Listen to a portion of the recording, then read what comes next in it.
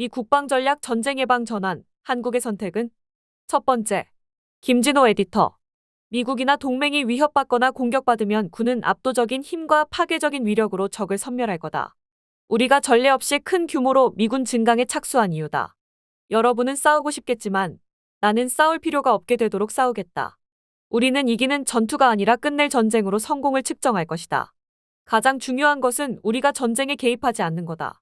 나는 피스메이커이자 통합자가 되는 걸 가장 자랑스러운 업적으로 여기겠다. 도널드 트럼프 미국 대통령의 말은 자주 바뀐다. X 계정 메시지와 공식 발표가 다르고 같은 사안에 대해서도 충돌되는 메시지를 내놓는다. 잦은 충돌과 혼선 속에서 일관성을 찾아내야 하는 이유다. 특히 안보 문제에 관해 트럼프의 속내를 오독하면 돌이키기 힘든 피해가 발생할 수 있다. 한반도 거주민에게는 위기이자 기회가 될 수 있다. 트럼프 대통령이 지난 24일 미 육군사관학교 졸업연설에서 이례적으로 동맹이라는 단어를 언급했다. 2017년 취임사는 물론 2025년 취임사에서도 없었던 일이다. 미국이나 동맹이 위협 또는 공격을 받으면 압도적인 군사력으로 적을 섬멸하겠다는 다짐이 그것이다. 이전에는 동맹을 언급하지 않은 채 미국을 약탈하는 존재 정도로 말했다. 한미동맹의 포획된 관점에서 들으면 듬직한 말이 아닐 수 없다. 그러나 트럼프에게 미군의 최전선은 한반도나 인도 태평양 지역이 아니다. 이날도 미국의 국경이 미군이 지켜야 할 보루임을 되풀이 강조했다. 미국이 다른 모든 나라의 국경을 지켜주는 동안 정작 미국 국경이 침공당하던 시대는 끝났기 때문이다. 졸업연설에서 그가 거듭 확인한 자신의 양대 목표는 미국의 재건과 방어였다. 국방의 재건은 사상 최강의 군을 만드는 것. 1조 달러의 예산을 투자해 스텔스 항공기에서 미사일, 드론, 탱크, 함정까지 미국 기술로 미국이 설계해서 미국 땅에서 생산하겠다고 다짐했다. 미국 방위 의지는 반복됐지만 동맹 방위 의지는 단 한 차례 나왔다. 전쟁에 개입하지 않고 싸우지 않고 승리하겠다는 원칙이 더 강조됐다.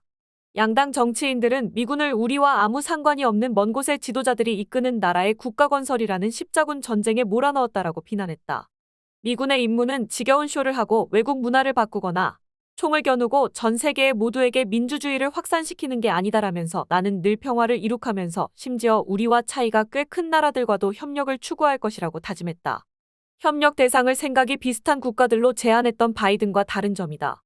4년 전 백악관을 떠날 때 어떠한 전쟁이 없었던 것처럼 4년 후에도 그리 될 것임을 시사했다. 공화당의 대선 정강의 하나인 동시에 트럼프 국방 공약의 핵심인 힘을 통한 평화는 윤석열 정부가 노래했던 힘에 의한 평화와는 근본적으로 다르다. 힘에 의한 평화가 미국의 힘을 무작정 믿고 자유에 북진을 하겠다는 공세적 성격이었다면 힘을 통한 평화는 막강한 군사력을 갖대 싸우지 않고 이기겠다는 방어 또는 예방적 구상이다.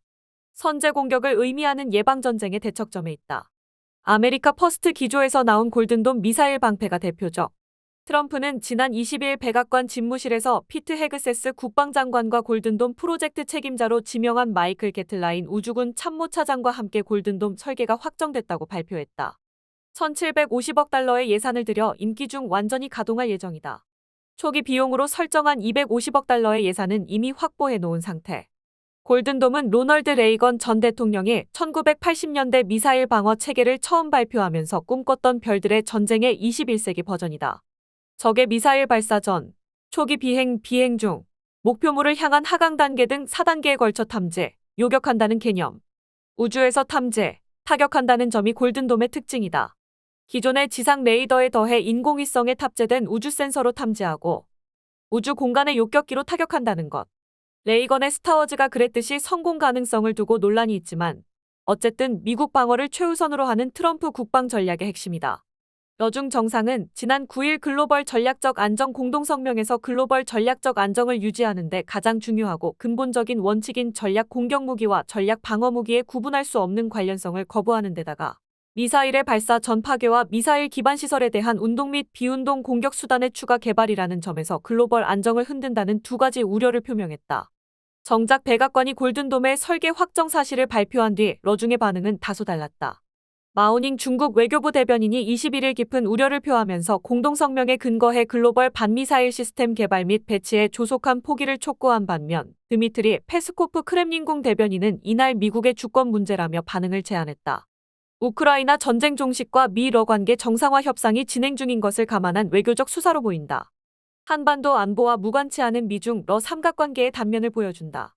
미국 공화당 2024년 대선 정강은 힘을 통한 평화의 내용으로 골든돔을 포함한 첨단 군사기술 투자 등의 군 현대화와 방위산업 기반 복원, 동맹 네트워크 강화, 경제 군사 외교 능력의 강화 등을 담고 있다.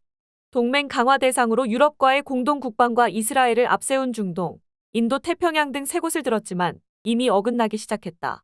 동맹 관계 강화는 동맹의 방위비 분담과 동맹국 군대의 역할을 늘리겠다는 말과 다름없다. 냉전이 끝난 뒤 미국이 만든 자유주의 세계 질서가 되래 미국을 공격하는 부메랑이 됐다고 진단한 마코 루비오 국무장관의 말에 단서가 있다.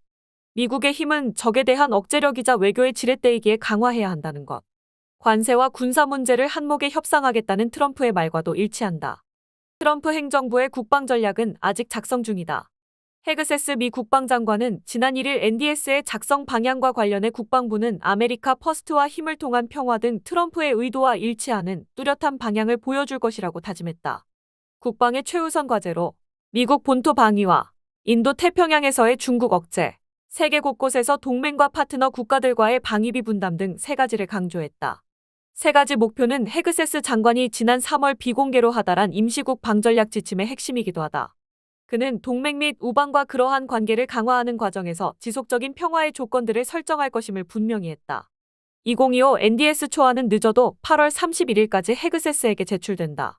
전임 바이든 행정부의 2022 NDS와 가장 큰 차이는 중국 견제가 주요 목표이지만 대만 전쟁에 대한 언급이 없다는 점이다.